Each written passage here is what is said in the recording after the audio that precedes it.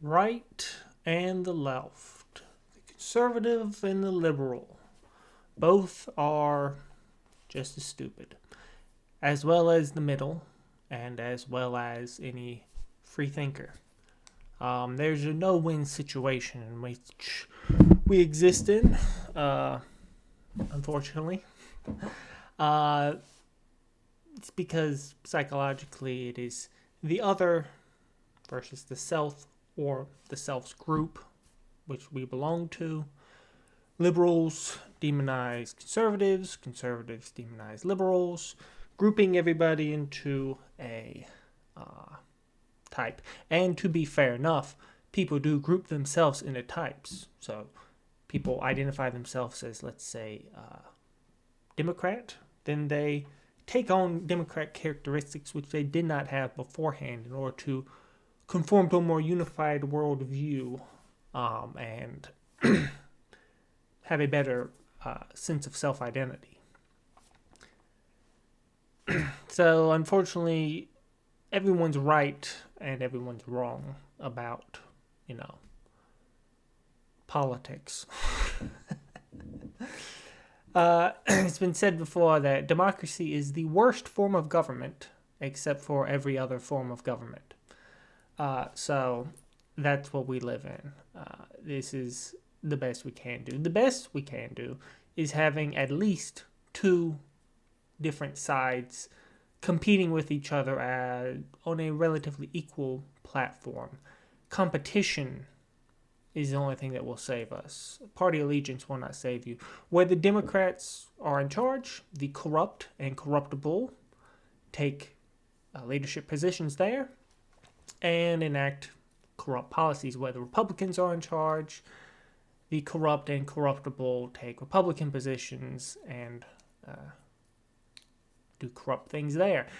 It is only when there is competition between the two that there's any hope of growth or them having to show that they are good, right? To actually benefit the common man. When the common man's vote is secured, like in Chicago, they vote Democrat. They've always voted Democrat for a very long time. They're going to continue to vote Democrat, and so there's no competition. So, corrupt politics in Chicago. Oh, shock of the century, right? Uh, in most cities are run by Democrats, which is why the Democrats have more corruptible positions, particularly in administration, and not just elected officials, but also the bureaucrats.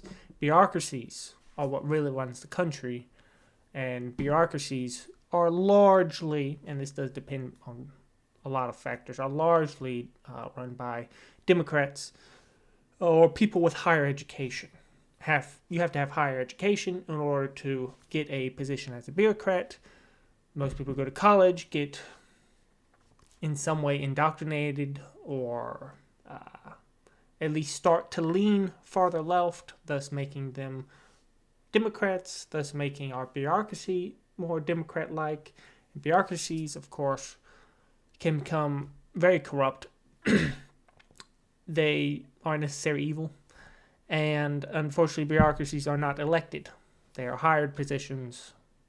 You apply on, you get an interview, you get paid, right? You're not elected by anyone. You're just hired. So, you know, you're the bad guy. No, you're the bad guy. I don't know why this isn't super obvious to everyone. Although, if you do have a set of beliefs that happen to fall under one of the political parties for the most part, then calling yourself a Democrat or Republican, Libertarian, or whatever might be a beneficial nomenclature to use in broad terms. But unfortunately, we live in a real world where ideals do not exist and cannot exist fully.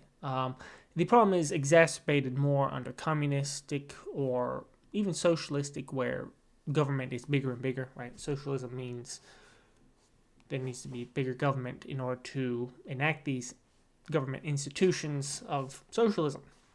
Communism is, of course, a big example of that. Like real world communism, not tribal communism stuff, right? Soviet Union, of course, a good example of that.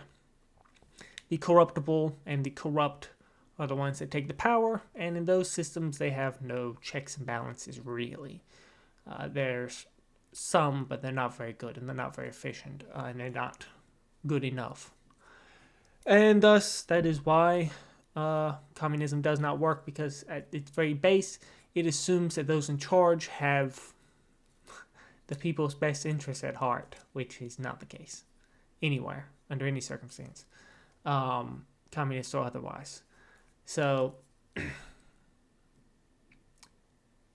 the best we can do is hope for free speech, which allows for a natural check and balance from the government, from the people to the government. The fastest and best way to secure your corruption is to not let other people question it. Take away free speech, you maintain control. Free speech is the enemy of any would-be tyrant, corrupt person, ruler that will not relinquish power and will do whatever they wish. So where free speech is challenged, you know that's the bad guy. Or the bad guy's lackey, or someone too stupid to understand anything but the bad guy's logic, right? So we must defend free speech, which in recent events leads to Elon Musk taking over Twitter, being a good example, hopefully, of allowing more free speech. Of course, people try to demonize free speech. Oh, what about racism? What about this, that, the other? Like I said, this is the real world. You don't like racists, don't listen to them, right? I don't like racists. A lot of racists are really just trolling anyways. The more you react, the more it feeds them. So, obviously that's a problem.